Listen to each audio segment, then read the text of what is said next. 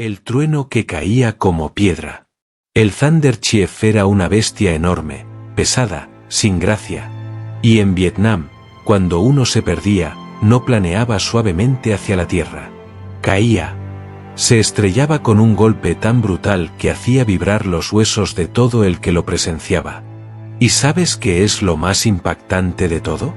Que ese momento de horror fue exactamente el que le dio su apodo para siempre.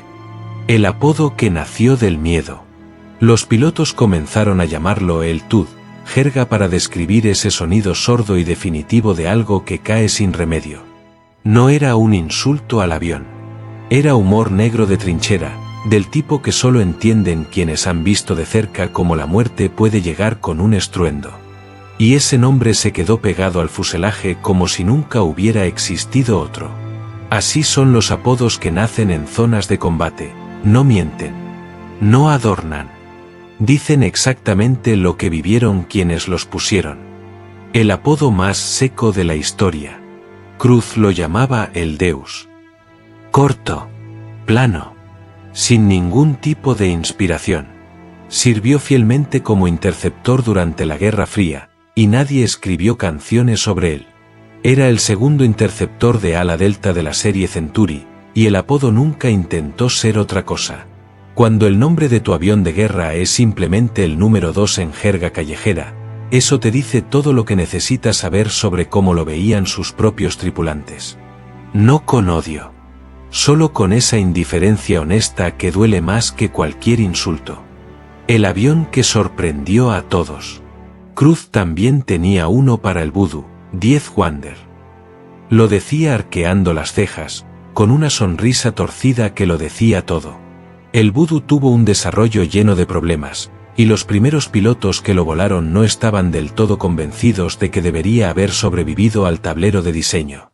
El apodo no era cruel. Era el sonido de alivio genuino, como decir, un milagro que este trasto vuele. Y eso, curiosamente, terminó siendo un cumplido a su manera. El dardo de césped. Apunta el morro hacia abajo y suéltalo. Eso es básicamente lo que los críticos decían que el Starfighter hacía solo, sin que nadie se lo pidiera. Por eso se ganó el apodo de Lone Dart, el dardo de césped. Con alas diminutas diseñadas pura y exclusivamente para la velocidad, y con una sustentación casi inexistente, recuperarse de ciertas situaciones era prácticamente imposible. La Luftwaffe perdió más de 100 de ellos. No era un chiste. Era una advertencia escrita con sangre y metal retorcido en campos que nadie recordará. El trineo de plomo. Fuselaje pesado. Motor sin suficiente potencia. Una tasa de ascenso tan lenta que los pilotos juraban envejecer visiblemente durante la subida. El F-84 no era rápido, no era ágil, y desde luego no era divertido de volar. Y las tripulaciones se aseguraron de que todo el mundo lo supiera. Lo llamaron The Lead Sled, el trineo de plomo, casi desde el primer día, y ese nombre siguió al avión por cada teatro de operaciones en el que sirvió. Cruel, sí, pero absolutamente honesto. El columpio. Las alas de geometría variable eran tecnología de vanguardia en los años 70, y el MiG-23 las tenía. Las doblas hacia atrás para ganar velocidad. Las abres para ganar sustentación. Ingeniería brillante. Apodo desafortunado. Los pilotos occidentales se aferraron al nombre de Swing, el columpio, el ligón, y nunca lo soltaron. Los soviéticos construyeron un caza multirol serio y formidable. Occidente lo convirtió en el blanco de sus bromas.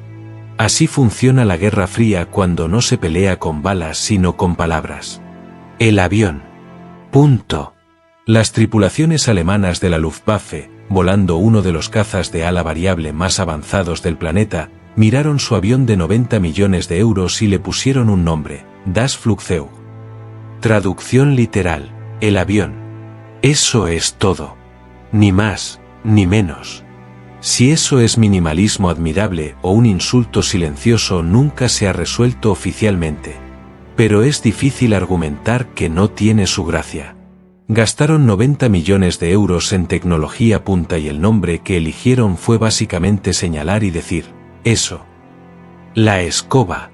Los mecánicos franceses tienen un sentido del humor que no pide permiso. El perfil de ala en flecha del Mirage F1 les recordó a una escoba doméstica, así que eso fue exactamente lo que comenzaron a llamarlo, Le Balai, la escoba. Una vez que alguien lo dijo en voz alta, no hubo vuelta atrás. El Mirage F1 era un caza excelente, capaz, con un historial de combate respetable. Su apodo, decididamente, no estaba a la altura de esa reputación. Imagínate ir a la guerra en algo que tus propios mecánicos llaman la escoba. El bicho. El Hornet es un avión serio, capaz de operar desde portaaviones, multirol, probado en combate durante décadas. Y sus tripulaciones lo llaman The Bug, el bicho. Técnicamente correcto, siendo el Hornet un avión cuyo nombre significa avispa. Pero aún así, el caza embarcado más icónico de la historia de la Armada de los Estados Unidos, y el cariñoso apodo informal es un insecto. El avión se ganó mucho más de lo que ese nombre jamás le dio. Si quieres seguir viendo aviones con historias como esta, suscríbete ahora, hay mucho más por contar. El saltamontes. Los pilotos suecos comenzaron a llamar al Gripen el saltamontes muy pronto en su vida operativa. Pequeño, rápido, diseñado para despegar desde pistas dispersas en carreteras en lugar de bases aéreas convencionales. La comparación tenía sentido táctico. Pero los saltamontes también son criaturas que uno aplasta sin pensarlo. Para un caza ligero de clase mundial, es un apodo que subestima al avión de manera brutal. Merece más. Y en el aire, lo demuestra. El cerdo con alas. El saber es celebrado con razón como una leyenda de la guerra de Corea. Pero los pilotos que volaban con cargas pesadas, o que encontraban el manejo menos preciso de lo que prometían los folletos, empezaron a llamarlo DeOg, el cerdo. El nombre circuló lo suficientemente amplio como para seguir al avión mucho después de que las quejas cesaran. Ni siquiera los iconos son inmunes a un apodo poco favorecedor cuando vienen de las manos que los vuelan. La leyenda y el insulto pueden vivir en el mismo fuselaje. El ataúd volador. Con este avión puedes elegir tu apodo favorito. Los pilotos soviéticos lo llamaban balalaika por la forma triangular del ala delta, que recordaba a ese instrumento folclórico de 3 cuerdas. Poético, casi. Pero los operadores de exportación que sufrieron tasas de pérdida catastróficas fueron mucho más oscuros. Lo llamaron el ataúd volador. Eso no era sarcasmo. Los países que operaban flotas mal mantenidas perdían aviones y pilotos a tasas que justificaban cada sílaba de ese nombre. Algunos apodos no son humor. Son un informe de bajas disfrazado de palabras. La bestia agotadora. Bestia suena poderoso, ¿verdad? Hasta que escuchas por qué los pilotos lo usaban. El Su-7 era una bestia para repostar. Una bestia para mantener. Una bestia en consumo de combustible. Era exigente, implacable, y agotador en todos los sentidos de la palabra. Cuando las tripulaciones lo llamaban la bestia, no era admiración. Era el sonido de un mecánico frustrado al final de un día interminablemente largo, con las manos manchadas de aceite y la moral por el suelo. La ballena. McDonnell lo nombró el demonio. Los marineros que lo lanzaban desde cubiertas de portaaviones lo llamaban la ballena.